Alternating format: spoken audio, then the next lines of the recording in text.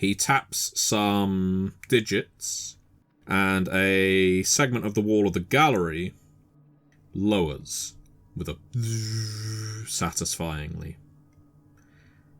You just need to head through that corridor, and there is an elevator at the other end that will take you to the workshop. I need to remain up here in case any other customers. But when you are ready to ascend, there is a red button on the wall. Do not push it. Push the green button, and it will tell me that you wish to come back up. Oh dear, what happens if I press the red button? That is private. Oh, I see. Well, I wouldn't want to infringe on anyone's privacy. Enjoy your exploration of the workshop. As soon as he's out of sight, could I perhaps press the red button immediately? Are you descending and going into the workshop where you intend to do that? Yes.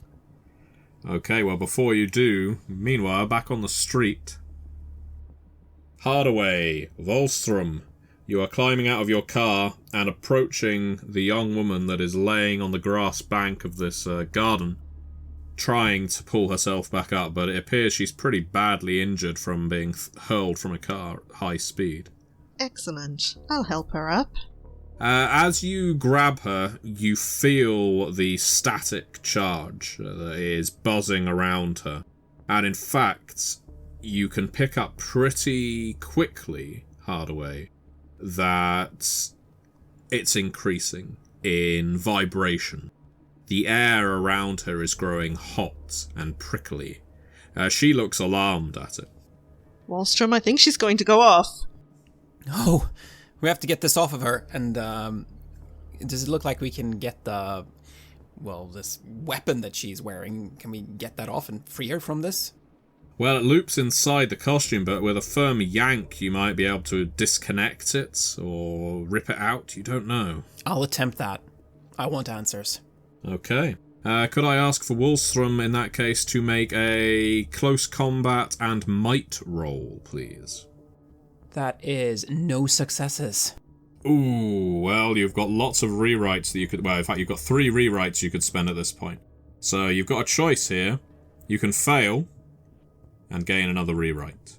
You could spend all 3 rewrites if you want to get 3 rerolls.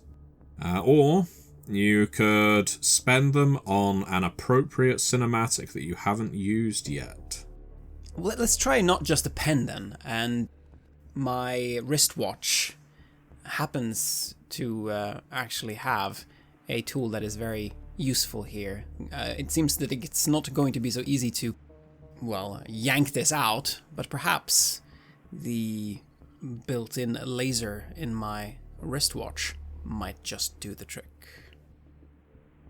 In an act of desperation, you point your Rolex at the young and frankly distressed woman who doesn't know why she is looking at you holding your watch in her general direction. Then a laser emerges from it in a point, and you trace it down her arm, and you have tuned that laser to only corrode metal. It's not going to burn her skin, it's not going to burn her clothing, it will penetrate the clothing and it will melt the wiring. Perhaps this is what you need to do. Why technology like this hasn't been more widely dispersed to military and intelligence aims, you do not know, because this is actually quite a remarkable weapon, better even than a lightning gun that could be fired through a window. But there's no time to consider that right now. Right now, all you have to consider is whether this is going to succeed. And I'm going to say that it does. The buzz of power diminishes. You can see she calms, but then looks utterly terrified because she is cornered by the two of you. The laser on your watch runs out. Maybe that's why it hasn't been utilised in military capacity. It only has a 1-minute charge. But now you have her between you. Please! I cross my arms and I look at her with a stern look and I say, "We want answers. Who are you working for?" Hardaway, you can see that she has a wound on her leg. This is the woman you shot. Well, hello again, Angel. I am not Angel. I am Eleanor Zeist. I am one of her employees, one of her contractors. She hardens now. And I will not be intimidated by the two of you. Why did you kill Dr. McMurrow? What had he done? I do what Professor Angel orders me to do. And if you know what is good for you, you will turn the other way and allow her to complete her plan, no matter how diabolical it may be. Unfortunately, I have never known what's good for me. Where is Professor Angel? She clams up and turns her head. No matter what you do to me, it cannot be worse than what Professor Angel would do were she to find out that I had betrayed her. It's a hackneyed line. You've heard hench people say this kind of thing many times before, but there's often some truth to it. Evil masterminds do tend to be fairly callous and cruel when it comes to punishing hench people when they fail them. You may need to offer some kind of incentive, or intimidation. Your loyalty is impressive, Operative Zeist. We could use a trait like that in the agency. Yes, we certainly could. You almost had us. Almost. This does make her turn her head slightly. Back in your direction. Her eyes open again, but they're narrow. She's not sure, and you are going to have to do some persuading. One of you in fact both of you, give it a go. Persuasion and presence. The agency is your presence in this case. The difficulty is pretty high, so don't forget, you do have 2 rewrites remaining. I get 3 successes. Oh, cheer up, Miss Zeist. You look like you're on your way to a funeral.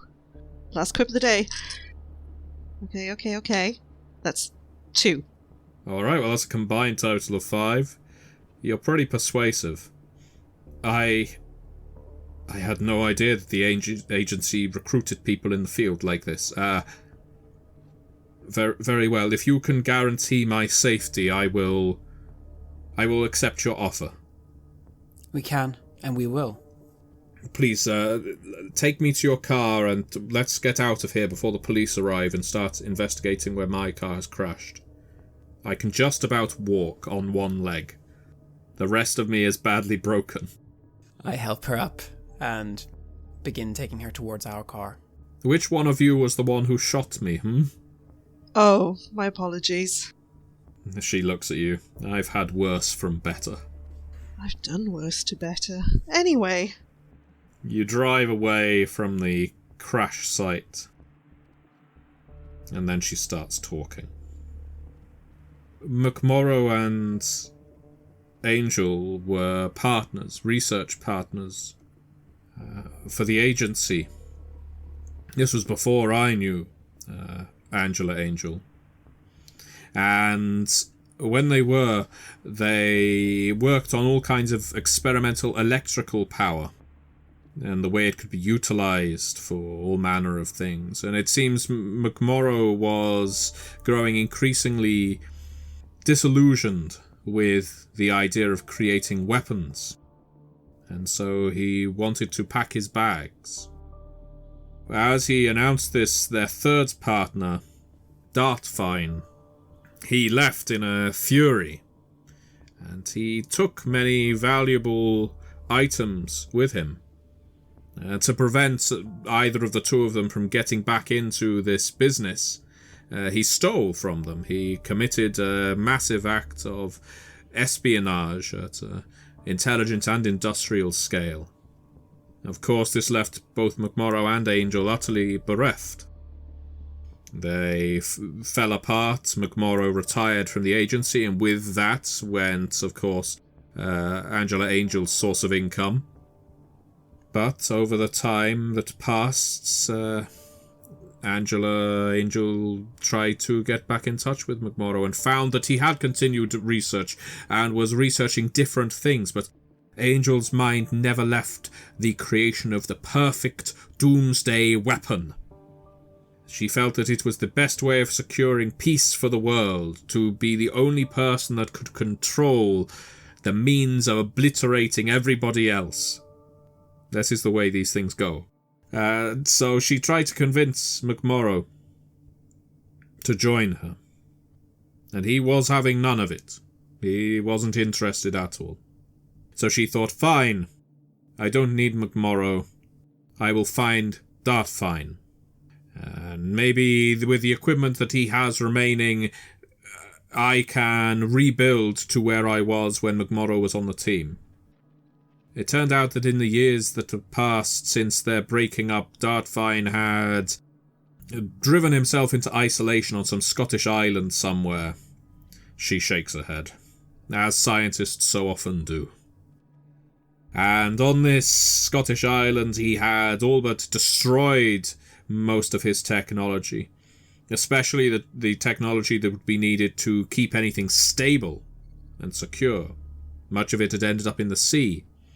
Angry, Angela killed Dartfine and stole what she could back from him.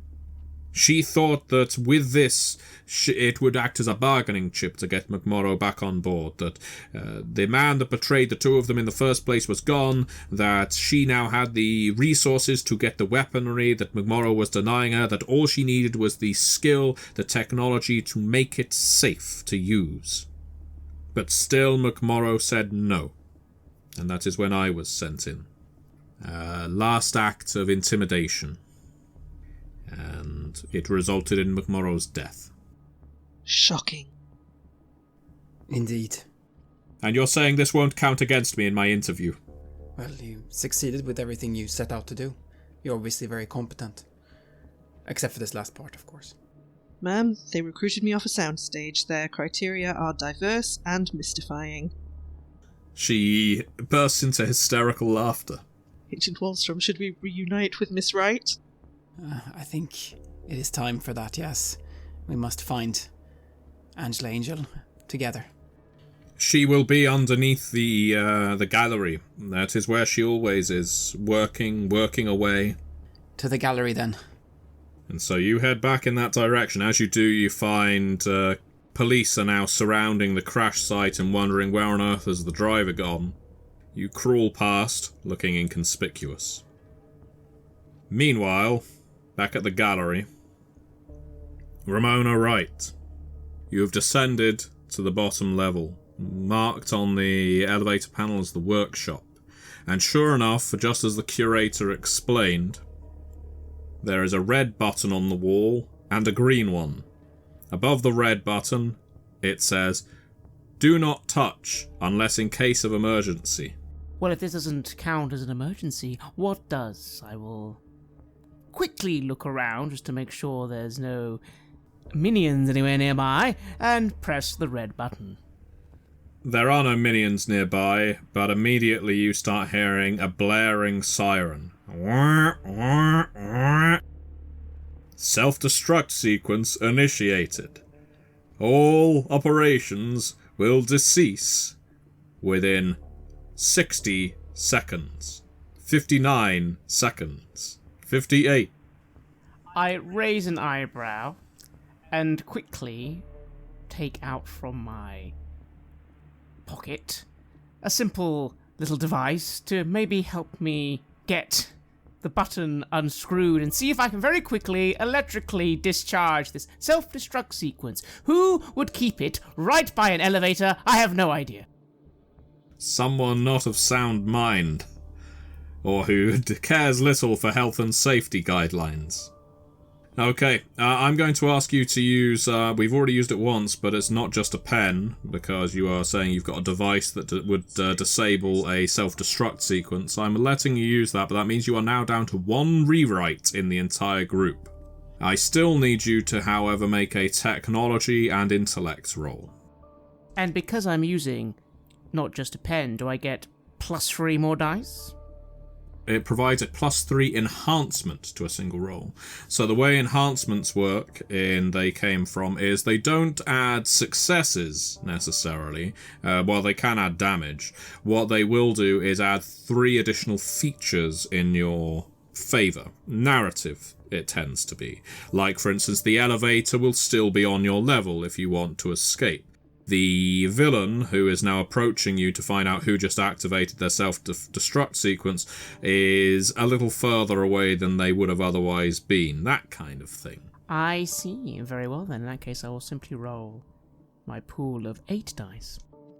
It's a little close. Only 2 successes.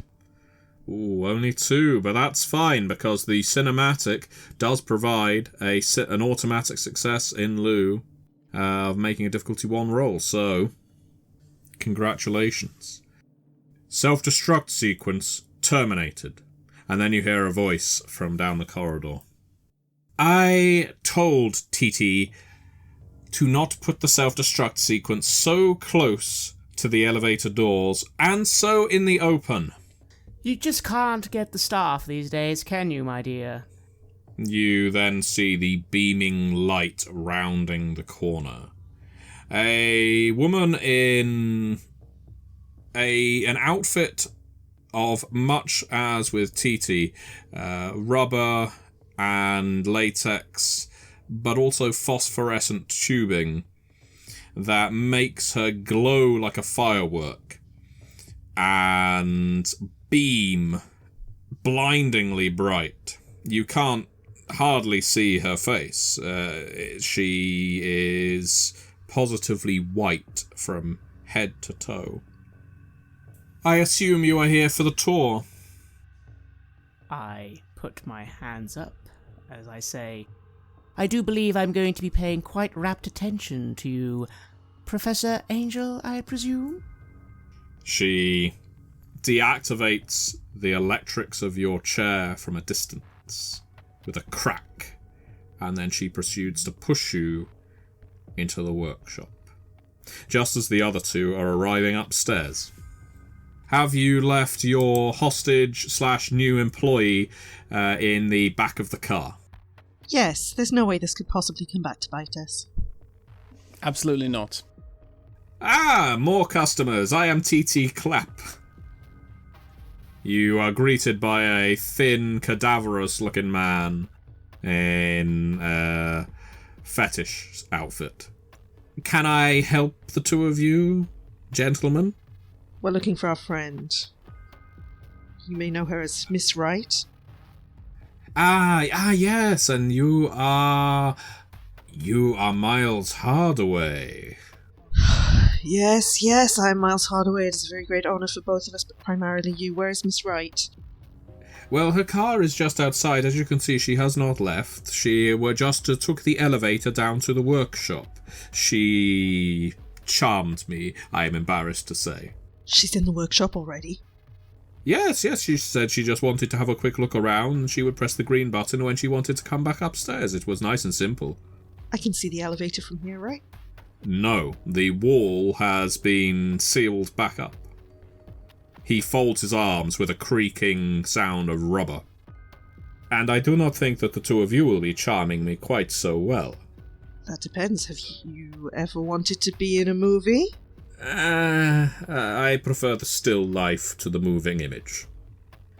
He strikes a pose, and his fingertips start glowing with power. Despite his odd rubber adornments, his fingertips, you see at this point, are each tipped with silver or perhaps chrome enhancements. Nope, not doing this, and I punch him in the diaphragm. Where's the elevator? Could you make a close combat and dexterity roll, please, to deliver a quick strike to TT Clapp? That's two successes. Okay. I'm going to roll as well, just to see whether he gets to discharge at you. Your fist connects with his solar plexus, and he buckles over. Any kind of electrical charge he was about to produce in your direction instead merely trickles out of him in a rather depressing leak. It's the elevator location or a kick in the balls. You choose. There is a panel in my office. It will summon the elevator. I will go over there. I will use the panel. Show us. He takes you over. clutching his midsection. I assume you are not here to buy art. What? I thought you were here to buy some sculptures. My apartment's fully furnished. Why would I want this? Your agent, Miss Wright. He opens the panel on the wall. I think she might have been lying. Now it all becomes clear. I will summon the elevator for you. And he pushes a series of buttons on the wall. Ha! That has not summoned the elevator, you fools! It has merely told Professor Angel that there is danger up above. You should flee now before the floor explodes in your faces. I would like to punch him again, please. You can, no need to roll for it. That one was just for me. You knock him to the floor. You can hear wah, wah, wah, coming from beneath you. The next move involves brains, so I'm looking at Agent Wallstrom to take the lead here. I look and then I look back to you. Alright, and I'm gonna start hitting buttons and seeing if I can make elevator happen. Alright, could you make an Enigmas plus Intellect roll, please? Wallstrom, you can attempt the same. 2 dice! 2 successes! 2 dice, 2 successes. The fate is truly in your favour, Hardaway. I get 2 successes as well. Wow, okay, between the two of you, you figure out that, of course, the code you need to punch in is one that spells out END. The electrical nouveau design. And so you punch them in, and the wall starts descending so that you can access the elevator. The camera does not stay with you as you descend slowly because that loses drama. Instead, it cuts away back to the underground, where Ramona Wright is currently in confrontation with Angela Angel, who is currently delivering her villainous monologue. Frankly, I'm impressed you made it this far. She leaves you at the side of a round table, large, metal. The walls are plastered with television sets, each displaying signs of conflict and energy crises around the world, as these things often do. Angel is still beaming with whiteness, her clothing lit with coils of tube lights, just glows with an effervescent quality. Her fingertips, on each of them is a silver thimble connected to the suit with wires. Miss Wright, or is it Dr. Wright? You can call me both. Professor to another doctor. Ah, well. In that case, I will not talk down to you as if you were some simpleton. If you attempt anything, I will electrify you. If you shoot me, if you have a weapon concealed about that chair of yours, I will explode like a supernova. And neither you nor anyone around you shall live to tell the tale. You will hear me out, and then you will leave, knowing that what I am doing is right. She gestures at the TVs around her. Depressing, isn't it? I come to herald in the new electric age, Dr. Miss Professor Wright. McMorrow was unfortunate. He refused to explain how to stabilize the gamma electric suit, but we will get there ourselves in time. Under my rule, we will harness electricity from the skies for our weaponry, our energy, and even our clothing. Cars will run on electricity, planes too, and I will be the only one who can channel that power. Behold! She opens up a compartment in the side of the room where a sheep is in a cage. The initial reason for her doing this isn't clear as she stares at you. I move forward, if allowed, and simply peer at this sheep, saying, "Do go on, Miss Professor Angel. I truly am electrified by your very presence." She lifts her fingers and lightning jets forth from her fingertips, and the sheep goes up in charred smoke. I hope you like kebab, my friend. If I can do this to a fully grown sheep, imagine what I could do to our queen. To be fair, I'm more a fan of steak, as Mr. Clapp, I'm sure, could tell you. At this point, there's a... The alarm again? Really? Clap? I'm going to be having words with him. It needed to be in a secure location. And then the elevator descends to your level.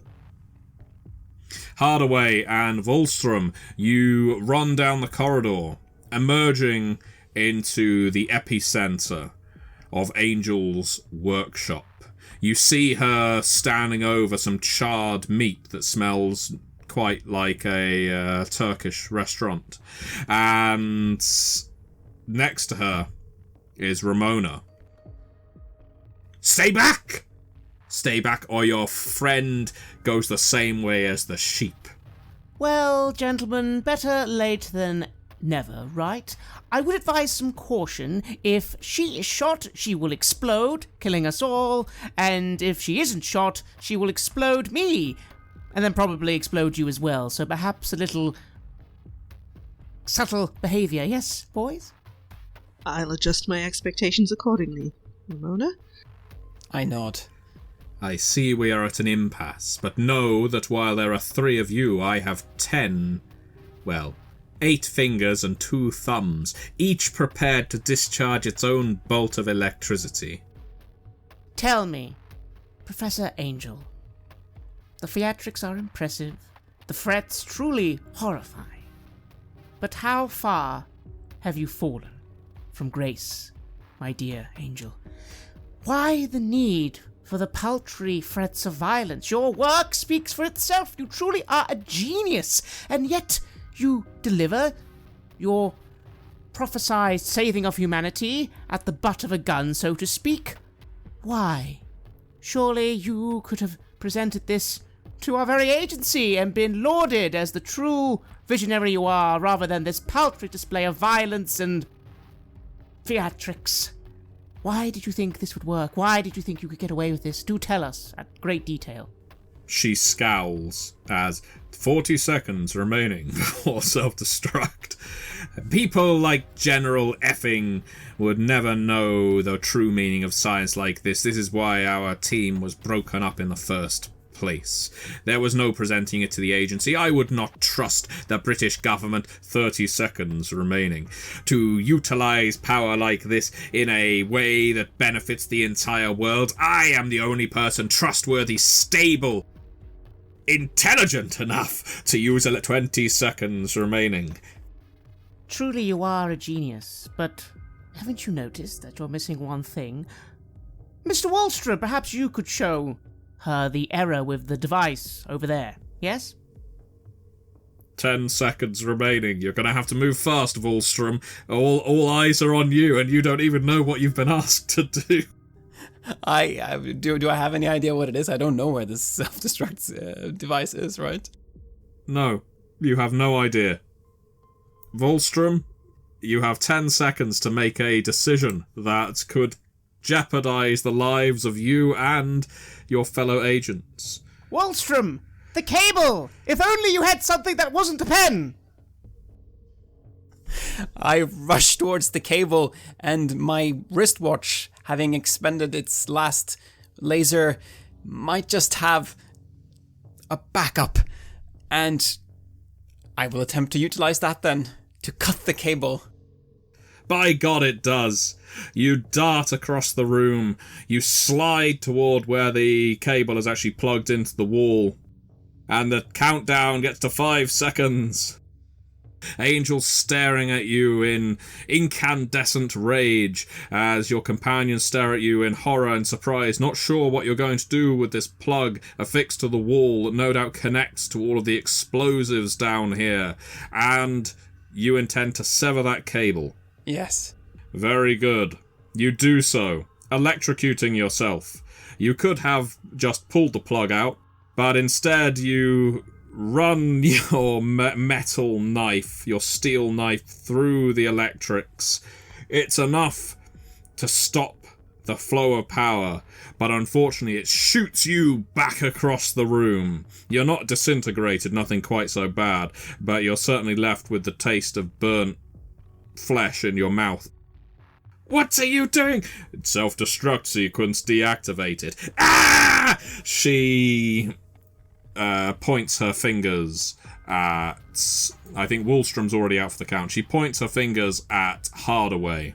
Cow! Hardaway, make an athletics and dexterity roll. Yeah, the luck has turned. 1? Yeah, only one success, okay.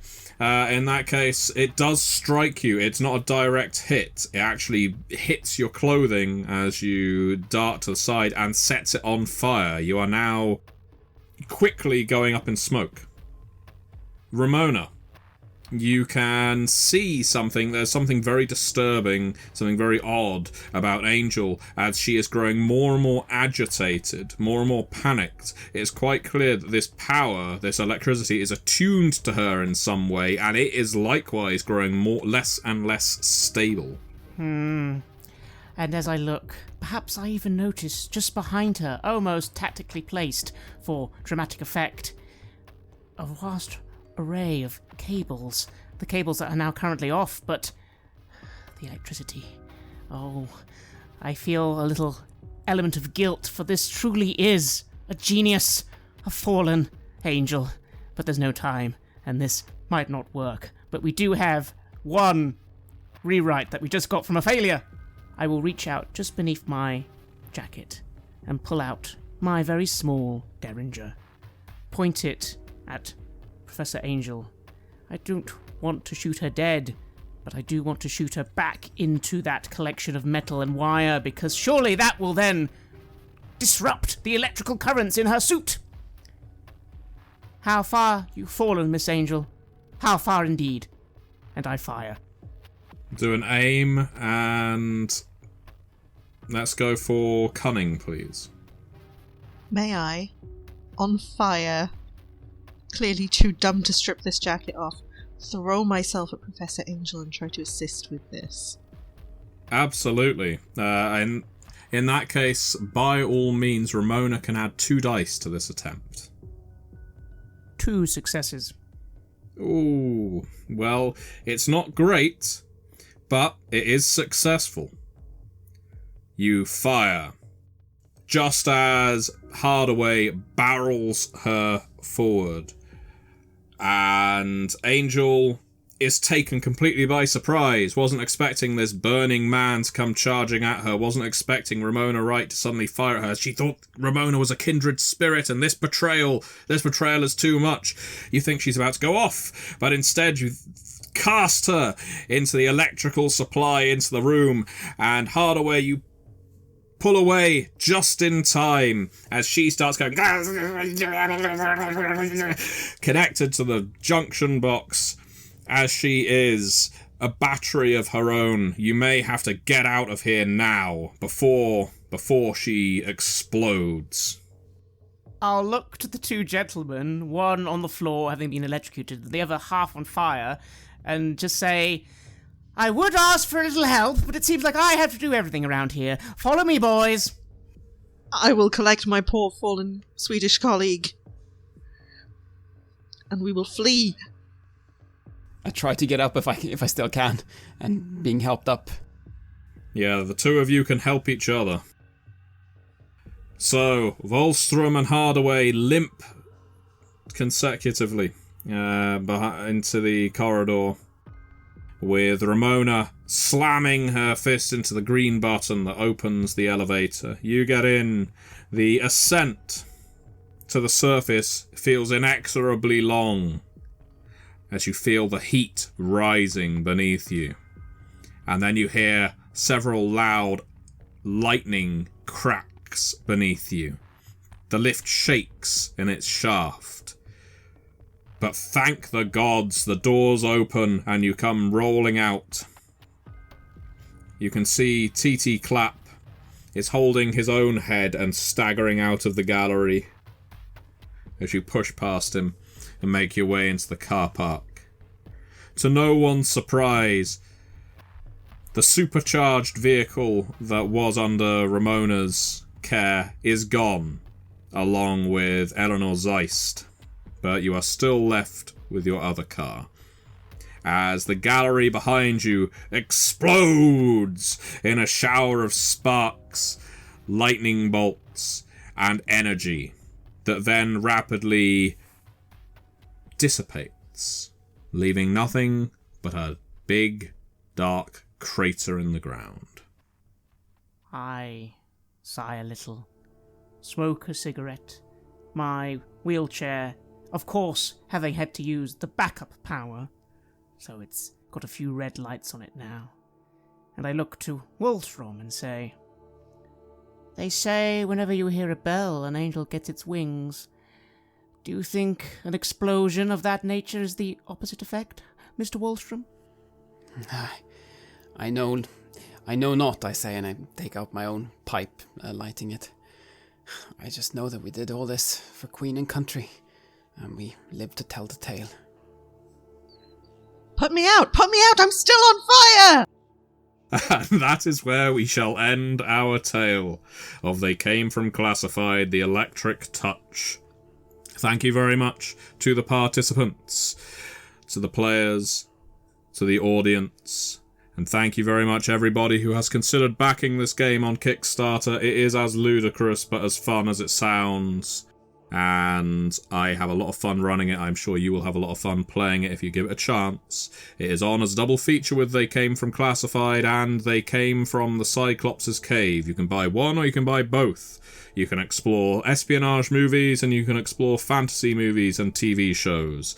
There is all sorts you can do with these two games. Everything from James Bond, Ipcris, The Avengers, The Man from U.N.C.L.E., all the way through to The Sword and the Sorcerer, Krull, Conan the Barbarian, Xena Warrior Princess, and more.